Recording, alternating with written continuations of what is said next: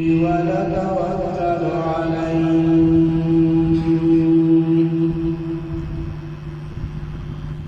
ونعوذ بالله من شرور أنفسنا ومن سيئات أعمالنا من يهده الله فلا مضل له ومن يضلله فلا هادي له وأشهد أن لا إله إلا الله وحده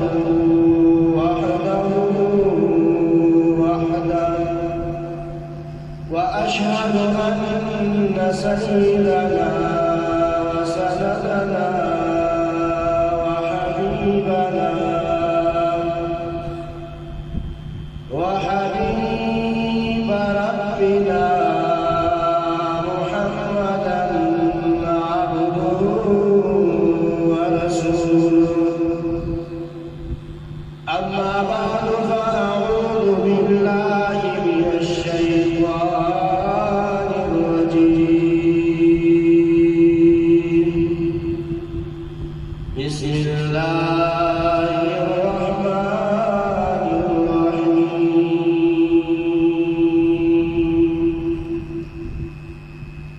ألف لام ميم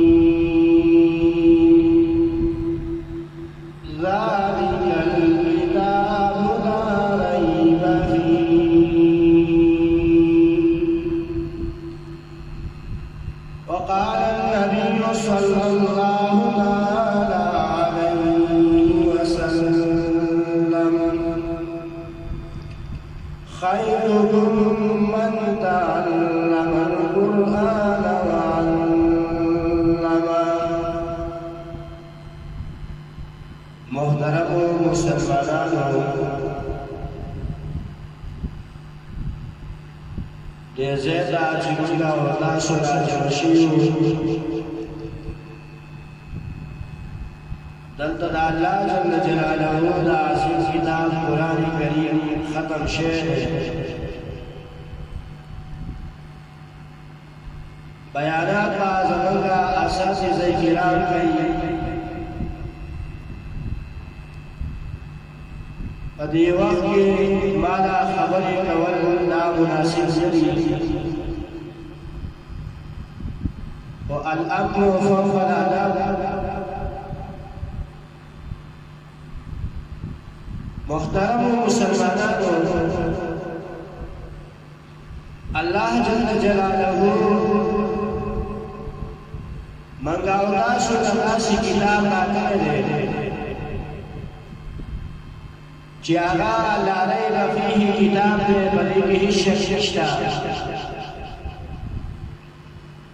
او الله رب العالمین په داسې پیغمبر باندې دا کتاب نازل کړی دی چې هغه امام الانبیاء ته ویل کېږي د دې کتاب سره چې چا نسبت راغلی دی هغه خلک باری تعالی پورته کړي دي چوټ کړي دي لکه څنګه چې زموږ ورور مولانا کریم الله صاحب دا خبر وکړه چې هغه صحابه کرامو چې د یو بل وینې سرو ته ناستو د یو بل په وینه باندې هغه نه بریدو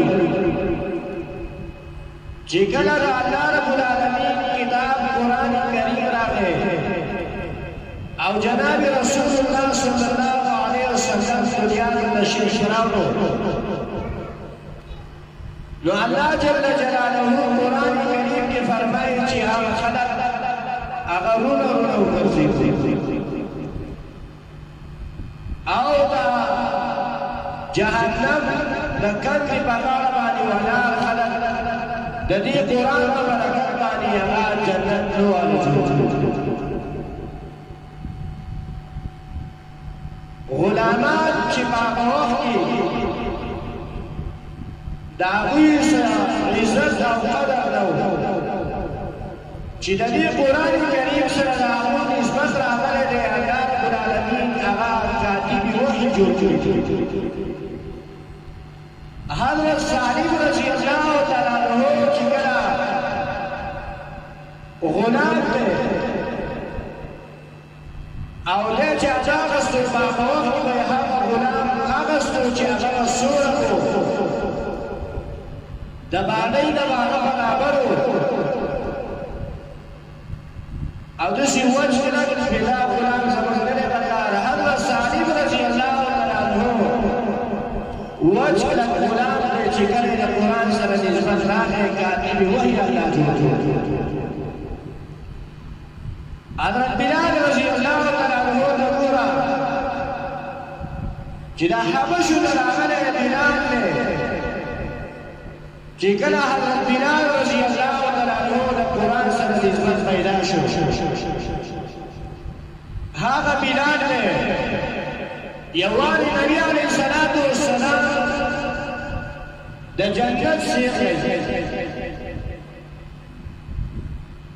نبی علیہ الصلوۃ والسلام فرمایي چې ما باندې د خپل کشاره لګي لا سوسي حضرت جبرئیل علیہ الصلوۃ والسلام فرمایي اے الله رسول الله حضرت بلال حبشی رضی الله تعالی عنہ حضرت بلال رضی الله تعالی عنہ هغه صاحب تدور غلام دی لیکن چې کله قرآن سره دا نسبت راغی باری تعالی حضرت بلال رضی الله تعالی عنہ دومره پورته کړو چې نبي علیه الصلاة والسلام روان دی او د هغه د خپلو کشارې چې دی هغه نبي علیه الصلاة والسلام بره په اسمانونو کې اوري بره په اسمانونو کې حضرت بلال رضی الله تعالی عنہ د خپلو کشارې اوري ابو بکر د ګورا چې کله د قرآن سره نسبت راغی حضرت ابو بکر صدیق رضی الله تعالی عنہ چې کله د قرآن سره هغه نسبت راغی نبی علیہ الصلوۃ والسلام یووارې بیمار دی او نبی علیہ الصلوۃ والسلام صحابه ته تاسو ابو بکر ته وایي مروا ابا بکر فلیصلی بالناس تاسو ابو بکر صدیق رضی الله تعالی عنہ دا حکم کوي چې هغه مونږ کوي دا د قرآن کریم برکت دی چې صحابه کرام الله جل جلاله دا وینا په دنیا کې راځي شوی رضی الله عنهم ورضوا عنه الله جل جلاله فرمایي زاد دي صحابه خوشاله مولا صاحب زمانه راځي دا په سبو وجه د قرآن کریم په وجه باندې دا قرآن عظیم الشان کتاب دی لیکن منګه او تاسو دا شاته ورزول دی شاته ورسره ورزول دی کله چې ورځ د قیامت شي من وایو جناب رسول الله صلی الله علیه وسلم باندې استاد لپاره دا الله جل جلاله په دربار کې شفاعت وکړي سفارش وکړي چې کله زمونږ استاد نسبت لري قرآن سره راغی غالبا نبی علیہ الصلوۃ والسلام موږ استاد لپاره شفاعت وکړي شفاعت په حال کې چې موږ استاد نسبت د قرآن سره راغی او الله جل جلاله فرمایي کله چې تاسو مجلس ته کېدلې صحابه دا کله چې تاسو مجلس ته کېدلې او صحابه به تاسو راسو نور به تاسو مجالس ته کېدلې نبی علیہ الصلوۃ والسلام فرمایي دا د ټول نه بهترین مجلس دی قرآن والا مجلس قرآن والا مجلس دا د ټول نه بهترین مجلس دی او دا رکی دا قرآن کریم مختصر یو واقعه بیانو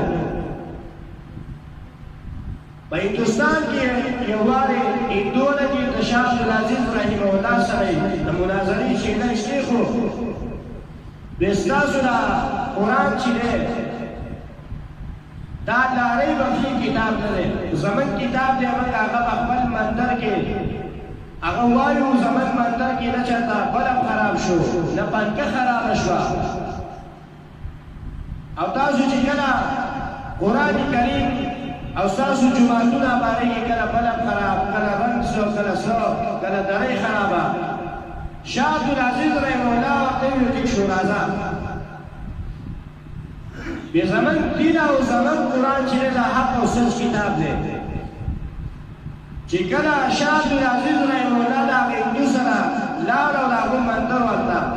وی دا زموږ منتر دی وی هغه منتر ستاسو دا دی وی او شاه عبدالعزیز رحمه الله تعالی ورته ګوره ستاسو دې منتر ته ګوره او زموږ د قرآن کې اوچتوالي ته ګوره چې حق دی دا لارې بچي کتاب نه دی ستاسو دین دا به حق دی زموږ دین به حق دی شاه عبدالعزیز رحمه الله چې کله د قرآن کریم آیات وي د سورې حشر آیات لو انزلنا هذا القرآن على جبل لرأيته خاشعا متصدعا من خشية الله کله چې هغه د آیات وي نو هغه منتر د مخې سره کېناست شاه عبدالعزیز رحمه الله ورته ویل نو زموږ دین حق دی او که نه دی وی زموږ په جوماتونو کې په رمضان کې غول قرآن کریم هغه ویلی کېږي د هغې ختم کېږي په مانځه کې ویلی کېږي زموږ جوماتونه هغه نه راغلي لیکن چې ما یو آیات وي یا زما هغه د قرآن کریم یو آیات د ستاسو منتر هغه ټینګ نه شو محترم و دا عظیم کتاب دی دا قرآن کریم د دې سره مینه محبت پیدا کوي کله چې زموږ د اساسو نسبت د قرآن سره پیدا شو صحابه هغه ولې اوچت خلک وو حضرت عمر رضی الله تعالی عنہ دغه حدیث راوي دی حضرت عمر رضی الله تعالی عنہ فرمایي چې د دې کتاب په وجه باندې الله ډېر خلک پورته کړي دي ډېرې ذلیله کړي دي کم خلک یې پورته کړلی د غلامانو تذکره والا څه وکړه او دغه حدیث ان الله يرفع بهذا الكتاب اقواما ويضع به اخرين الله د دې کتاب په وجه باندې قومونه چوتای خلق چوتای دا علامه احمد جمشید خان صاحب هزاری والا هغه زمن په کاور کې یو تاسو وی دا سره معشوق شوی هغه مدرسې کې داخل کړو د محلي خلکو ولا ګورډۍ نه کړه چې کله هغه معشوق خلوی شو بیا ورته هغه محلي خلکو چې وکړه تا بچی دوی شو هغه مدرسې ته لېږل او دلته تیارې ته ناست او خوري او داسې نه کړي چې خپل بچی راوالي او دا کاروبار ته وباسي مزدورۍ دپاره وباسي هغوی که تاسو ما له ډوډۍ راکوئ زما ستاسو ډوډۍ ته ضرورت نشته ما له به الله رب العالمین روټۍ راکوي زما ستاسو روټۍ ته ضرورت نشته بې څه وخت کېدو زه لاړم بیت الله شریف ته عمرې ته تللی وه قاضي سراج نوم وی چې ما کاته هغه قاضي سراج د مسجد نبوي د مسجد نه مخامخ په هغه ځای کې ناست دی او درس د قرآن کوي خلک ورته چپ چاپېره ناست دی وی زه هم حیران شوم چې دا هغه سړی و چې یاره روټۍ به نه موده او د محلي خلکو ورته وویل چې یاره تا خپل بچی چې دی هغه علم توقف کړی او په تیاره باندې ته روټۍ خورې یو نظر د هغه په قرآن باندې لګي او بل په بیت الله شریف په دیوال باندې د هغه نظر لګي دا څو د قرآن برکت و چې الله د دې ځای نه هغه ژوند شو او په هغه بیت الله شریف کې هغه مدرس شو دا د قرآن چارپالی دی زما محترمو مسلمانانو دا دنیاوي تعلیم سره سره خپل بچو ته قرآن کریم مدارسو کې داخل کړئ هغو له تربیت چې ورکولی کېږي په دې قرآن کریم باندې ورکولی کېږي دنیاوي تعلیم د هغې نه موږ څه خلاف نه وي چې دنیاوي تعلیم که شپاړسم کوي او که څونه پورې کوي اوس په ورځ د قیامت الله جل جلاله به د دې کتاب په باره کې تپوس کوي چې آیا تا دې خپل بچي ته قرآن ښودلی او که نه حضرت عمر رضي الله تعالی عنه په دور کې یو کس راغی وی زما بچی چې دی هغه زما خبره نه مني زه ورته یو شی هغه زما خبره نه مني ولکن امیر المؤمنین د هغه بچی راوغوښتو دا سړي زوی راوغوښتو چې کله یې راوغوښتو تپوس یې کوو ته د خپل پلار خبره ولې نه منې هغوی امیر المؤمنین ته د صبر ده کله چې زه بالغ شوی ما دې کار ماله لور راکړلی چې یاره او ګلې بیزې را راکړلې چې دا ګلې بیزې را سره وه خو ما به یې دا نه ویلي چې یاره دا قرآن الله جل جلاله را لېږلی دی ما د خپل هغه خدمات دا نه دي ښودلي چې یاره زما حق دا دی د مور حق دا دی د پلار دا دی محترمو مسلمانانو کله چې حق پېژندل کېږي په دې قرآن کریم سره او خصوصا نوجوانان القمر رضی الله تعالی عنہ کله چې وفات کېږي په وخت ځانګړی دی هغه کلمه نه نصیب کېږي صحابي دی ګوره هغه صحابي دی القمر رضی الله تعالی عنہ هغه کلمه نه نصیب کېږي صحابه دانو الله رسول دی الله رسوله القمر رضی الله تعالی عنہ ځان کېدل د خو کلمه نه وایي موږ ورته کلمه وایو هغه کلمه نه وایي نبی علیه الصلاۃ والسلام چې کله راغی تپوس یې کوو ویل د مور هغه راوغواړي چې کله ولا مور هغه راوغوښته تپوس یې کوو ویل د په دنیا کې څه معاملات نفلونه به یې کول تهجد به یې کول روژې به یې نیولې لمونځونه به یې کول خیرات صدقات به یې ورکول ویل دا پرېږده خو ستا متعلق تپوس کومه چې یاره ستا سره د دې کومه رویه هغه مور یې ورته وایي ای د الله رسوله دا القمر رضي الله تعالی عنہ دې زما متعلق د زما سره ښه نه دي کړي نبي علیه الصلاۃ والسلام فرمایي دا چې دا کلمه نه نصیب کېږي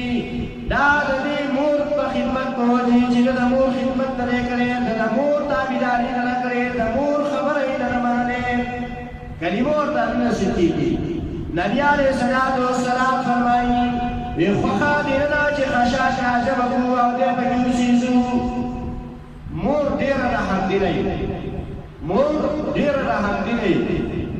هغه خپل بچی په هغه اور کې نشو برداشت کولی چې یاره زما بچی هغه دې اور ته لاړ شي په دنیا په اور کې آخرت نور خو دا لرې خبر ده نبي علیه الصلاۃ والسلام فرمایي دا خو د دنیا اور دی دې کې به دې اوس وځي خو چې کله د آخرت وي نو باغی کې څومره زندګي چې رات دی دی به په دغه اور کې سوځي هغه مور ورته وایي ما دا خپل بچی د الله د رضا دپاره معاف کړی دی ما بخښلی دی چې کله مور یې د خولې نه دا خبره وویسته القمر رضي الله تعالی عنہ کلمه وویله اشهد ان لا اله الا الله چې کله یې دا کلمه وویله د هغه نه څه ووتو خو تر هغې پورې د هغه نه آسان نه وتو چې تر څو پورې مور معاف کړی نه او دارنګې الله جل جلاله فرمایي قرآن کریم کې الله جل جلاله وبالوالدین احسانا د مور پلار سره احسان او سلوک کوه فضایل اعمال کې شیخ زکریا رحمه الله تعالی دا حدیث نقل کړی دی دا موږ بار رمضان المبارک په فضیلتونو کې راوایو هغه کوم حدیث دی نبی علیه الصلاۃ والسلام یووالي منبر باندې اولنۍ پړوی باندې چې قدم کېښودو وي آمین بیا یې په دویمه پړوی باندې قدم کېښودو بیا یې آمین په درېیمه پړوی باندې قدم کېښو آمین صحابهو تپوس وکړو ای د الله رسوله کله چې نبي علیه الصلاۃ والسلام د منبر نه راکوز شو تپوس یې وکړو موږ خو ستا نه نن یو ناشنا خبر واورېده ته چې کله منبر باندې اولنۍ پړوی قدم کېښودو تا وي آمین وجه څه د دې امیر وضاحت راته وکړه نو نبي علیه الصلاۃ والسلام فرمایي دغه وخت کې حضرت جبریل علیه السلام راغلی و حضرت جبریل علیه السلام راغلی و او خیره یې وکړه او ما بې آمین وي وی څه خیره وی کله چې میاشت د رمضان المبارک راشي او په دې کې د انسان مغفرت او بخښنه ونشي نو دغه انسان دی الله تباه او برباد کړي ما چې آمین دومره عظیمه فرشته چې هغې خبر راوړلی او خبر د بېخیرۍ دی خیرې کړي دي بیا بېدبانو جهانو سردار جناب رسول الله صلی الله علیه وسلم آمین ویلی دی وی خالا خوش شو دویمه پړوی باندې چې قدم کېښود نبي علیه الصلاۃ والسلام فرمایي کله چې زمان نوم مبارک واغستی شي او په ما باندې څوک درود ولوئ کله چې د نبي علیه الصلاة والسلام نوم واغستی شي صلی الله علیه وسلم دا ورسره وایي وی کله چې زما نوم واغستی شي او په ما باندې درود ولویلی شي نو جبریل علیه الصلاة والسلام وی الله دې دا انسان تباه و برباد کړي ما چې آمین وی ښه دا خو وشو د درېمې په وینا نبی علیه الصلاة والسلام فرمایي په درېمه پړوي چې ما کله قدم کېښودو نو جبریل علیه الصلاة والسلام وی تباه دې شي برباد دې شي هغه څوک چې د هغه مور پلار ژوندي دي یا پلار یا مور یو د دې دواړو نه په حالت د بوډاوالي کې بیا مري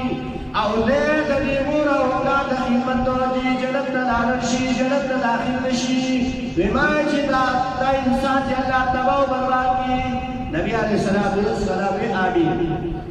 څومره خیره نبی علیه السلام په هغې باندې آمین ویلی محترمو مسلمانانو خپل بچو ته قرآن وښایئ چې کله موږ او تاسو خپل بچو ته قرآن کریم وښودو مدرسې ته داخل کړو دا عصري تعلیم سره سره موږ او تاسو خپل ماشومان قرآن ته کېنول په ورځ د قیامت حدیث کې راځي نبي علیه الصلاة والسلام فرمایي چې د ده مور او پلار ته به داسې تاج او قصر کړی شي په شپږو نمبرو کې دا بار بار هر سهار موږ دا وایو په شپږو نمبرو کې دا هر سهار دا موږ وایو چې کله یو سړی په خپل بچي باندې په ناظرۍ سره قرآن کریم وایي د ده مور او پلار ته به داسې تاج ور قصر کړی شي چې د هغې رڼا به د دنیا د دې رڼا نه هغه تیزه وي د دنیا رڼا چې راشي هر څه رڼا شي خو لیکن د آخرت رڼا او د قبر هغه توره تیاره کې چې رڼا شي د دنیا د رڼا نه به ستا نه هېره شي دومره د هغه تاج د هغې رڼا سیوا ده محترمو مسلمانانو د دې سره سره د خپل مازه پابندي وکړئ چې یاره قبر کې چې انسان کله کېښودی شي د انسان نه دا اولنی تپوس د څه کېږي د مانځه به کېږي د څه به کېږي د مانځه تپوس به کېږي چې یاره مونځ د انسان پورونه وخت د نور اعمال دا به پورونه وکړي او که د ده مونځ کې کمی بې شی او د نفلونو د ذکر د دې اهتمام کوي ځکه کله چې ورځ د قیامت شي او د ده په اعمالو کې کمی په مانځه کې کمی په حج کې کمی د ده دا نفلونه دا به راغوستی کېږي چې کله اعمال پوره شي او د ده سره نور اعمال نه وي الله رب العالمین به حکم وکړي د چې کوم نفل په دنیا کې ګرځي هغه راولی نفل هغه بیا په آخرت کې به فرضو باندې تاسو ته د هغې اجر او ثواب الله رب العالمین درکوي محترمو مسلمانانو دې سره سره د قرآن د درس سره د دې سره وابستګي وساتئ او دا داسې کتاب دی عظیم الشان کتاب قرآن وہ کتاب ہے جو درس اختلاف ہے دلیل درس لا انقلاب ہے بیان جناب رسول اللہ صلی اللہ علیہ وسلم کو سنت طریقہ والے خبر زندگی دے رہے یو سڑے حج کئی یو سڑے عمرہ کئی یو سڑے موز کئی چیدہ جناب رسول اللہ صلی اللہ علیہ وسلم کا سنت طریقہ والے نو دامود اللہ پر دربار کے قابل قبول نہ دے اور اللہ جل جلالہ فرمائی من يطع الرسول فقد اطاع الله جاجلا جناب رسول الله صلى الله عليه وسلم تابعداري وکړه الله تابعداري وکړه جاجلا جناب رسول الله صلى الله عليه وسلم حکم وکړو دا چې الله حکم وکړو باغې کې زمونږ استادو ناس پاسه تګ راتګ د قرآن ټول راښودلي دي او بله دا خبره اکثر موږ د زنانه چې دي د زنانو متعلق هغو ته موږ په بد نظر باندې ګورو اکثر زنانو له موږ او تاسو به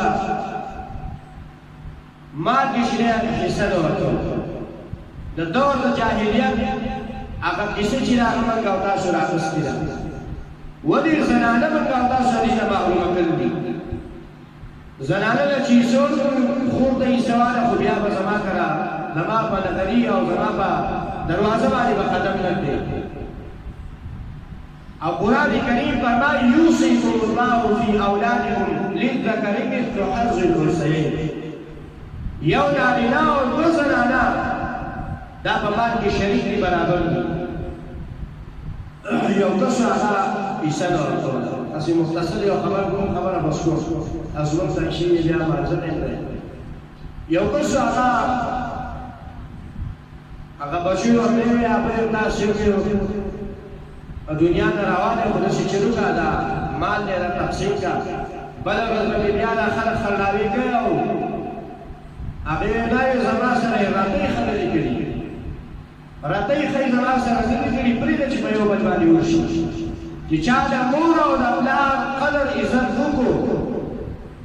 نو هغه په ورځ د قیامت به د الله په دربار کې خوشحاله او که نه داسې و چې یاره مور دې د بد نظر باندې وکتو چې یاره مور ته به څه پوهېږي، بابا ته به څه پوهېږي، د هغه مور یې ولګېده چې کله وفات کېده هغه مال یې تقسیم نه کړو. بلها مال یې مال یې تقسیم نه کړو چې کله ابۍ وفات شوه دغسې خیراتونه وکړو، څلوېښتنې وکړې د شریعت نه خلاف که نه دا څلوېښتنې چې دي دا د اقبال د رسم رواج دی. مولانا عبیدالله سیندي رحمه الله چې کله ایمان یې لا نه و راوړی،